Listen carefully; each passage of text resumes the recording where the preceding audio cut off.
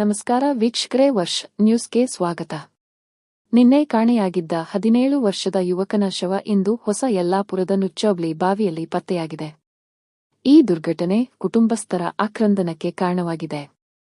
ಧಾರವಾಡದ ಆರೋಗ್ಯನಗರ ನಿವಾಸಿಯಾಗಿರುವ 17 ವರ್ಷದ ಲಕ್ಷ್ಮತ್ ಉಪ್ಪಾರ್ ನಿನ್ನೆ ನಾಪತ್ತೆಯಾಗಿದ್ದರು. ಯುವಕನಿಗಾಗಿ ಕುಟುಂಬಸ್ಥರು ಹಾಗೂ ಪೊಲೀಸರು ಹುಡುಕಾಟ ನಡೆಸುತ್ತಿದ್ದರು. ಈ ವೇಳೆ ಹೊಸ ಯಲ್ಲಾಪುರದ ನುಚ್ಚೋಬ್ಳಿ ಬಾವಿಗೆ ಈಜಲು ತೆರಳಿದ್ದ ಲಕ್ಷ್ಮತ್ ಉಪ್ಪಾರ್ ನೀರಿನಲ್ಲಿ ಮುಳುಗಿ ಮೃತಪಟ್ಟಿರುವುದು ಬೆಳಕಿಗೆ ಬಂದಿದೆ. ಇಂದು ಬೆಳಗ್ಗೆ ಬಾವಿಯಲ್ಲಿದ್ದ ಶವವನ್ನು ಗುರುತಿಸಿ ಅಗ್ನಿಶಾಮಕ ದಳದ ಸಿಬ್ಬಂದಿ ಹಾಗೂ ಸ್ಥಳೀಯರ ಸಹಾಯದಿಂದ ಹೊರತೆಗೆಯಲಾಯಿತು.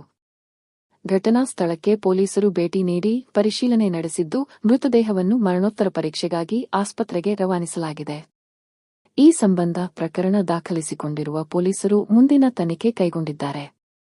ಕೇವಲ 17ನೇ ವಯಸ್ಸಿನಲ್ಲೇ ಯುವಕನ ದಾರುಣ ಸಾವಿನಿಂದ ಕುಟುಂಬಸ್ಥರ ಆಕ್ರಂದನ ಮುಗಿಲು ಮುಟ್ಟಿದ್ದು, ಪ್ರದೇಶದಲ್ಲಿ ಶೋಕದ ವಾತಾವರಣ ನಿರ್ಮಾಣವಾಗಿದೆ.